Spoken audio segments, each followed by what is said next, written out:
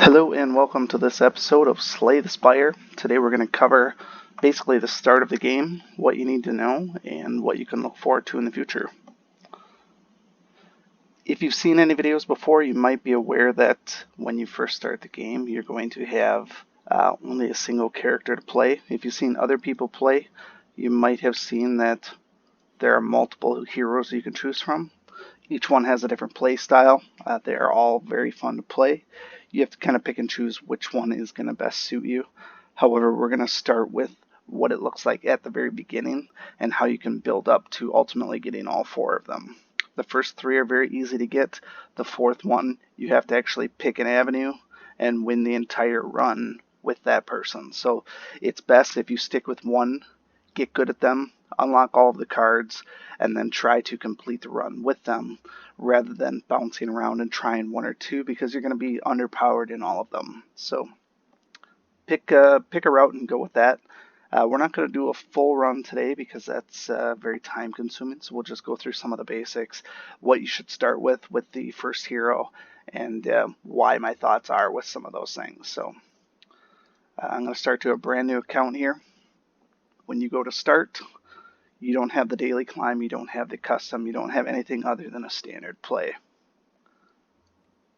So you have to choose first hero first. The first hero's name is the IronClad, and it starts off with 80 health, 99 gold. They pretty much all start with 99 gold. That's kind of really irrelevant. Big thing to keep in mind is that each hero will start with their own custom relic. In this case here is Burning Blood. You're going to heal 6 health every time. So what you want to do with this particular hero when you're playing them is essentially mitigate your damage as much as possible and try and keep it to, if you can, 5 or less in a fight, or 12 over the course of 2, basically just keeping your damage in check. There are a couple of cards here and there that will allow you to heal midway through. That's something you just have to keep in mind. They're not easy to get. You won't always find them. You won't always be able to afford them, and you won't even always be able to play them. So you never really know what the scoop is with healing cards. You shouldn't put your stock totally in them. You should get good enough at the game where you can mitigate damage with defensive capabilities. So the first person that you play with is your standard warrior type. So if you're not into warrior type, the standard attacking and blocking, do just enough to finish up, get the next person, which will be a poison based person. If you don't like poison and you want to get a little bit more into micromanaging, unlock the third person, which is kind of a sort of caster, if you will. There's a lot of passive abilities there that you can kind of micromanage and do some cool stuff there. And then if you beat it with any of the three, then you'll unlock the fourth one, which is sort of a rogue-like attacker. She's able to morph in and out of different offensive and defensive capabilities. That one there is for a later date, though. So let's start with just the IronClad. We'll pick him, and then we're going to embark. Every single run that you do is going to start off in this particular mapping. Now, what's different with this here versus any subsequent ones, this is the very first time that you're actually playing it. So if you were to leave here and go back to mine, for example, when I start a new game, everyone after that, when you embark, you'll talk to this whale guy. I don't know why he's a whale or if he even is a whale, but to me he's a whale. You'll start off with a starting point. So you get to pick a different card or random potions or even do some of these more dangerous ones, if you will. It's kind of roll the dice. The very first one that you do does not have that capability, though. So don't worry about it just now. Really, the first time you're doing this, you're just getting a sense of how to play. So if you haven't played this game yet, obviously this is the video for you. If you have played this, you know all about that anyways, and it's no big deal. So we're going to embark off with the IronClad, and we're going to pick a starting room. One of the things, I guess now I have it, probably because I restarted it, but anyways, Enemies in your next 3 combats have 1 health and health plus 8. This is the first big decision you have to make in any run, is what you want to do with these first pieces here. Enemies having 1 health is awesome because you're going to be able to burn through the first couple of combats without losing any health. That's going to allow you to get gold, it's going to allow you to get relics, and it's going to allow you to get potions probably. What you want to do if you're weighing the idea of getting this one versus this one is take a look at your map before you even start and see what you can do with that. So for example, I'm looking at is there any way that I could get to any sort of an elite hero or elite enemy before those 3 things are up? In general, most of the time that's no. Because in this case here, if you start here, there's a fight here, a fight here, and a fight here. Those 3 would all have 1 health, and then you'd be fighting the elite full strength. So unless you had a string of them where there's a whole bunch of question marks in a row, so there's 1, 2, and then 3. If you got through all of these question marks without a single combat, that might be a great option for you. However, 4 question marks in a row without a single surprise combat in there would be highly unlikely in my opinion. But I would suggest trying for that, because if you can get to an elite with only 1 health, you kill them instantly, and that'll be that. So is that worth the risk? You have to look at the rest of the path here. Nobody knows what's going to happen with the question marks. You don't have any, basically, you have 1 rest station. You don't have any stores or the merchants, but if you do go this route, you will get a treasure chest. We're pretty much not going to end up with any merchants. Merchant in Act 1 is really more of a convenience than anything. So, in general, I would say choose the health buff. However, there are other ways that you can get health besides just this here. And in the grand scheme of things, plus 8 health is not that much. In this case here, I'm going to say let's do the next 3 have 1 health. And just roll the die. So this will be very, very quick to go through. We'll just see what it actually amounts to. I'm not going to worry about any of the attacking and defending right now, just because I want to see if we get to that end piece without any attacks. If there's any, see if there's any of these in here, that's it. That relic here is gonna run out, and that's that. So essentially, now that we're looking at this from a attack standpoint and a block standpoint, really to get you started, every time that you defeat a room here with enemies in it, you're gonna get a card. This is at its core a trading card game. You want to collect cards and upgrade your deck. Your deck is permanent for the run, and the cards are going to be permanent for the run unless they get essentially like stolen, or if you transform them out, stuff like that. But for the most part, you want to come up with a good quality deck that's not too big, not too small, so that you can anticipate as much as possible what's going to happen. So when I'm fighting, I like to have a medium-sized deck, but it's hard to pick the appropriate cards so early in the run. In this case here, I want the golden idol. Gives you more gold, and if you're lucky enough, you can sell it later for like 200 gold. And to be honest, I have full health. I want to trigger traps anyways. I want to fight enemies. I want to gain more rewards. So the first act that you go through is fight, and buff yourself up as much as possible. I have a generic rule that I follow is try to attack 3 elites in the first act, 2 elites in the second act, and 1 elite in the third act if you can, to round up as many possible relics as you can. In this case here, this trap here was no good in any capacity. I got the idol. I just have to figure out what's the best outcome for it. This card here, this injury, is probably the best option because we don't lose any health. So we'll take that. And we're not going to worry about curse cards or status cards right now. That's not really a conversation worth having. We'll get into a combat, and I'll just go over a couple of different things. So in this particular question mark room, I did get a couple of all positive ones where I can remove a card, transform a card, or upgrade a card. Really, there's pros and cons to every single one. If you like where your deck is heading, I always choose to upgrade. If you have a card that you don't want, transform's usually a good option. Or if you have something that's already in there, i.e. I have this injury card that's only going to cause me problems. It's early enough, I might choose to do a remove, and now this is no longer plaguing my deck. Anytime you can get rid of those or transform them, it's great. That one would have been a good one to transform as well, but I don't know what it would have transformed into. Like I said, I like to try and keep as much control over my deck as possible. If it would have transformed into something just totally random that I didn't want, that doesn't benefit me at all. I would rather have a small deck and know what's coming up than a large deck with a whole bunch of junk in it. Alright, let's go attack this guy here. Still got 1 health. That's the last of my thing. This has been used up. Just kill these guys quick. And then we'll finish out this particular video on the first elite boss.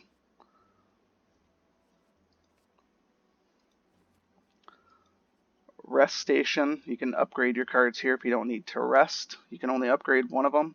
Pick which one you think is going to be the best one. I think this one here is a good one for me. 7 damage and vulnerable to all enemies. It's a good, nice little AoE. You can only upgrade them once unless the card says otherwise. This will be the first actual fight we do. My general recommendation is to always kill the guys you can first. Let the ones with higher health survive until until you can take them out. We didn't talk about any of the status effects.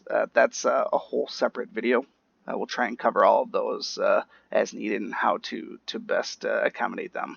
The big thing that when you're first learning the game is to look at the tooltips for the various status effects and try to make sure that you're playing cards in order. I can't stress that enough in terms of learning the game, is to just pay attention. Don't go too fast. You want to take things as slow as you can to truly understand it. Now, this round here wasn't too big of a deal because neither of them were going to attack. They're both going to just use buffs. I'll be able to kill that guy the next turn. So even though he's gathering strength, and this guy's going to gather strength too, it's really no big deal. So I'm going to do this one here, get a little bit of blocking to help mitigate that. And then because I like to save my health, I'm going to just not attack this turn and take my other 5 blocks. I can totally absorb that. I'll have to worry about killing him on the next turn, though, or very close to where I'm going to lose a little bit of health. Remember, I do have my +6 at the end, so I'm able to absorb some and not get too deep. So this does 2 vulnerable, so I'll be able to hit him the next turn, probably when he is buffing or charging up for something. So I know that's going to be available the next turn, so I'll take the 8 damage now and a little bit of block. So I'll absorb some of it and take the rest of it. I'll end up with 76. That's still good as far as finishing. If I could finish him on this turn, possible, but maybe not. So a little bit of block, some damage, so I won't be able to finish him off, unfortunately. Close, but not quite. So I'm going to have to take a little bit of damage. I'll heal a little bit of it up, but in the grand scheme of things, I'll be okay.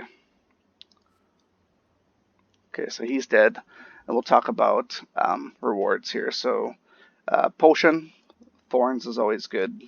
It's like any other game you'd think of where it's like a thorny type of army. Alright, so the first elite. The reason that you want to go after elites is they will drop relics. Relics give you the permanent passives or sometimes temporary passives like this one here. That's how you ultimately build up your ability for the final match. And you will encounter different variations of elite monsters. It's up to you to figure out what they do and how often they do it. Alright, so going against these guys here, when you have multiple enemies, you're going to take damage, no doubt about it. Use up your potions, do what you can to survive.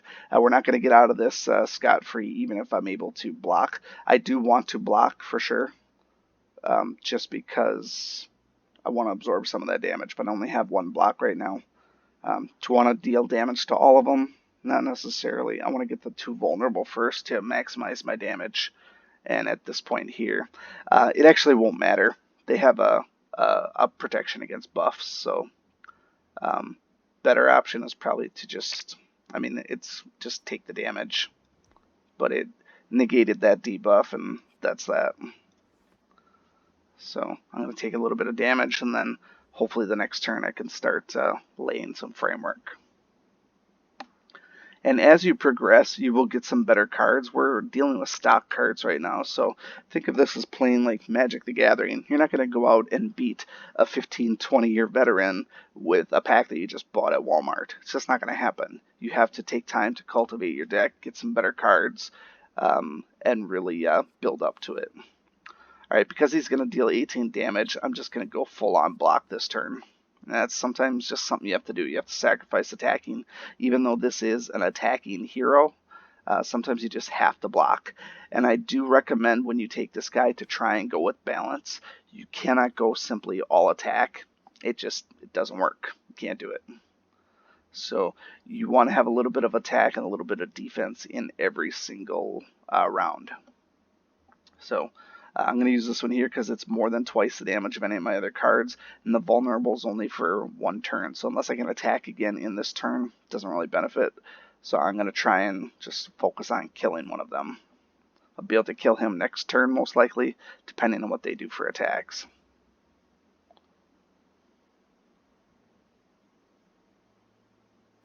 And right now my health is pretty decent. I mean, this isn't bad. Certainly we're going to get plenty of chances to heal that up. There's all these status effects. I can't play them anyway, so it's just 1 block and 1 attack, and unfortunately I'm going to take a 13-point hit here.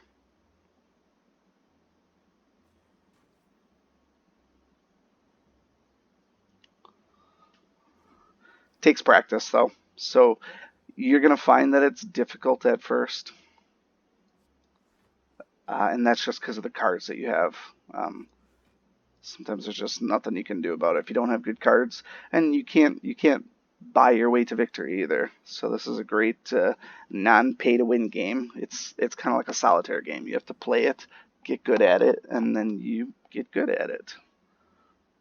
Alright, throw some vulnerable on him. Doesn't matter, he blocks it anyways. But we're going to kill these guys. We're not going to have a lot of health left, but we are going to get through this, and then we can look at the relic, and then we'll wrap up.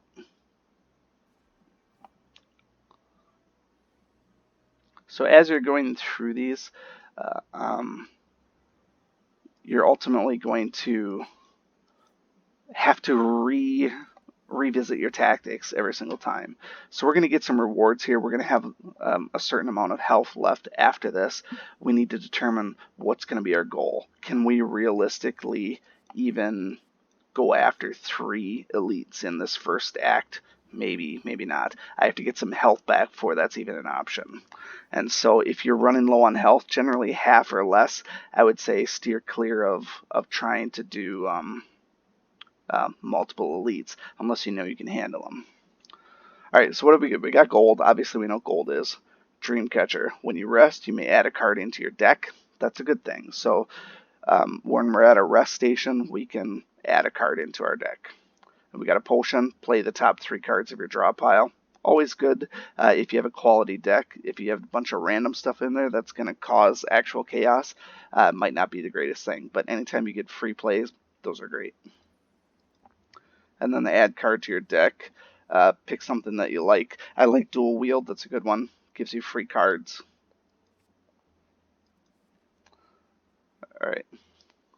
And then we'll just talk about the chest here quick. Chests are just another chance to possibly get something good.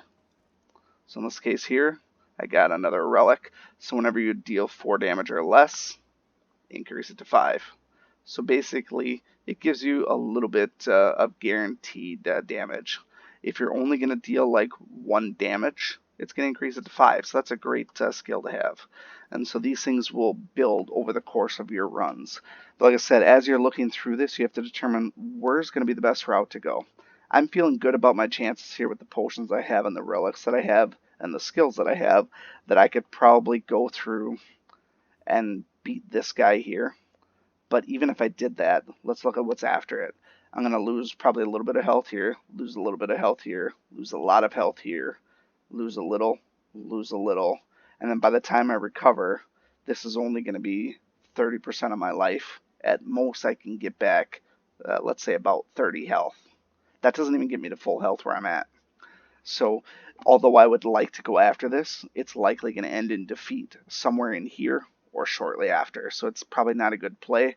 You're going to be forced to say, you know what, go take this one out, rest here, hope you get a couple of easy ones, then switch to this one here where you maybe hope to avoid combat, rest up, and maybe hopefully go into the final fight 70 plus health. So it may look like you want to start with one path right from the beginning to approach in a specific way. You just never know, and that's part of the fun of this game, is to think on your feet. So again, you have to keep an open mind as you're picking cards. Right now I have 15 cards. Don't be afraid to decline cards. If it's not in line with the deck that you want to build, go ahead and skip the card adding. You don't have to pick one of those cards. Most people will choose to do so, but then you end up with a deck of 45 cards, and that doesn't really help you.